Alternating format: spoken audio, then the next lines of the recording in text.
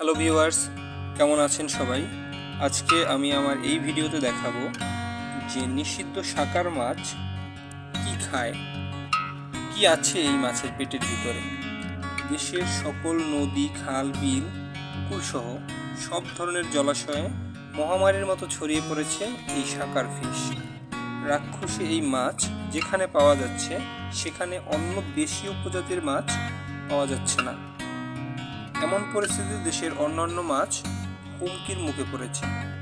গ্রাম অঞ্চলেও এই মাছ ছড়িয়ে পড়ায় দেশীয় প্রজাতির ছোট মাছ যেমন চিংড়ি মাছ, শিং মাছ সহ অন্যান্য ছোট ছোট মাছ যেগুলো গ্রামের খালে বিলে পুকুরে পাওয়া যায় সেই সকল মাছ কিন্তু এখন বিলুপ্ত প্রায়। এই মাছ দ্রুত বংশবৃদ্ধি করে এবং সকল ধরনের জলজ পরিবেশে টিকে থাকতে পারে। যেখানে ময়লা পানিতে অন্যান্য মাছ টিকে থাকতে পারে না সেখানে কিন্তু এই শাকার মাছ টিকে থাকতে পারে।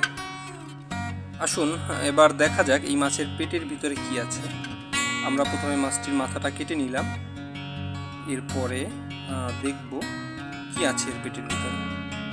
দেখতে পাচ্ছেন আপনারা প্রচুর পরিমাণে রক্ত কিন্তু এই মাছের মধ্যে আছে এবং মাথা কাটার পরে দেখা যাচ্ছে যে এই মাছের ভিতরটা কিন্তু অন্যান্য মাছের মতোই লালচে মাংস আছে। দেখুন এর পেটের ভিতরে অন্য সব সাধারণ মাছের মতোই কিন্তু এর পেটের মধ্যে পরিপাকতন্ত্রগুলো, এবং দেখা যাচ্ছে এর মধ্যে খাবারও আছে। ছোট মাছ হয়তো বা অন্য কিছু খেয়েছিল, সেগুলো প্রায় হজম হয়েই গেছে। এই মাছের বাহিরের অংশটা কিন্তু অনেকটা শক্ত, প্রচুর শক্ত, এবং এর বড় বড় অনেক কাঁটা আছে, যে কাঁটা দিয়ে অন্যান্য মাছ এরা খুব সহজেই শিকার করে নেয়। এবং যখন এর আশেপাশে অন্য কোনো মাছ আসে তখন কিন্তু এদের শক্তিশালী কাঁটা দিয়ে তাদেরকে ঘায়েল করে নেয়।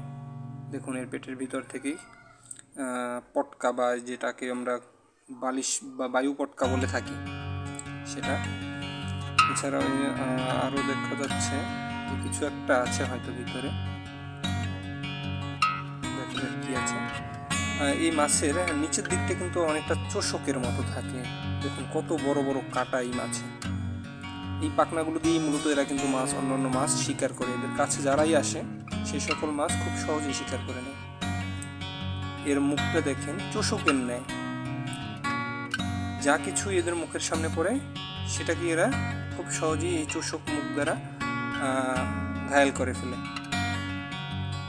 দেখুন ভিতরে অনেক দাঁত দেখা যাচ্ছে এবং এই চোষকের সাহায্যে যে কোনো কিছুর গায়ে এরা কিন্তু লেগে থাকে খুব সহজেই, এবং এদের পৃষ্ঠদেশটা মানে খুবই শক্ত এবং কাঁটাযুক্ত, সিরিজ কাগজের মতো অনেকটা ধারালো, এবং এর বাহিরের প্রান্তটা, মাছের বাহিরের প্রান্তটা খুবই শক্ত। সো ভিউয়ার্স, আজকের ভিডিওটা এই পর্যন্তই। পরবর্তী ভিডিও দেখার আমন্ত্রণ রইল। ধন্যবাদ সবাইকে।